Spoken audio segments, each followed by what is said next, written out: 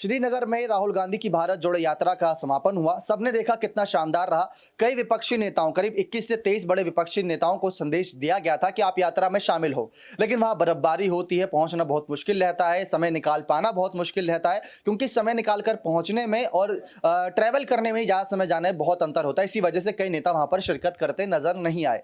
लेकिन केजरीवाल की पार्टी, आम आदमी पार्टी हो गई, या फिर ओवैसी की पार्टी की बात कर ले, या गुलाम नबी आज़ाद की पार्टी की बात कर ले, जो वैसे तो बीजेपी के खिलाफ एक अपोजिट पार्टी है, लेकिन फिर भी कांग्रेस पार्टी ने इनको निमंत्रण पत्र नहीं भेजा था।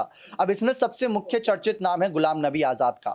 गुलाम नबी आज़ाद पर राहुल गांधी जब जम्मू कश्मीर पहुंचे थे तो वहां पर उन्होंने साफ कहा था कि जिस तरीके से इनकी पार्टी लगभग खत्म हो चुकी है, करीब 90% से ज्यादा इनके साथ जो नेता थे वो वापस कांग्रेस में आ चुके हैं, तो अकेले गुलाम नबी आज़ाद ही बचे हैं। और अगर उनको भी मेरी बातों से कोई बुरा लगता है तो मैं माफी मांगता हूं। खैर, ये तो बात यहां तक थी। लेकिन अब गुलाम नबी आज़ाद को कहा जा रहा है कि ये बीजेपी की बी टीम है, यानी कि बीजेपी के लिए ही काम करती है, लेकिन नाम डेमोक्रेटिक पार्टी का है। तो इस तरीके से गुलाम नबी आज़ाद के लिए राहुल गांधी ने जो माफी मांगी, सब उस पर आश्चर्यचकित हैं कि जब इन्होंने माफी मांगी तो ये क्या सोचकर माफी मांगी कि ये बीजेपी के एक तरफ समर्थन करते हैं गुलाम नबी आज़ाद का, राहुल गांधी को भला बुरा कहकर गए थे, इसके बावजूद भी राहुल गांधी ने इनसे माफी मांगी। खैर, अब इसके आगे अगर जो मुद्दा उठा, इसमें सबसे बड़ा मुद्दा यह है कि जिस तरीके से गुलाम नबी आज़ाद पर तंज कसा था, जब राहुल गांधी वो बयान दे रहे थे तो उनका सिर्फ बयान नहीं था, बल्कि वो कहीं ना कहीं ठाके मारकर हंस रहे थे इस समय गुलाम नबी आज़ाद की स्थिति पर, कि उनके साथ जितने भी नेता गए थे उसमें 90% वापस आ गए, गुलाम नबी आज़ाद अकेले पड़ चुके हैं,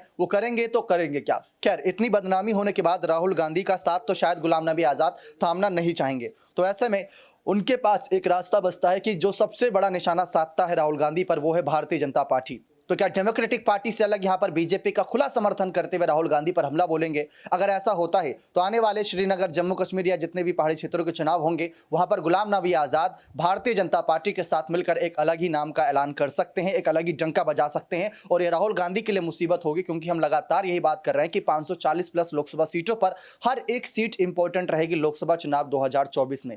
लेकिन राहुल गांधी अगर इसी तरीके से अपने ही उन नेताओं पर हंसते रहेंगे, सिंधिया के मामले पर उन्होंने कहा था कि जो बिक चुके हैं उन पर भरोसा करना बेकार है, जो वापस आने का विचार भी कर रहे होंगे, शायद राहुल गांधी के इन शब्दों से वापस नहीं भी आना चाहेंगे। लेकिन आपको क्या लगता है कि क्या अब गुलाम नबी आज़ाद राहुल गांधी से अपना बदला लेकर रहेंगे सियासी तौर पर? तो अपनी राय कमेंट सेक्शन में जोड़ दीजिएगा। बहुत बहुत धन्यवाद।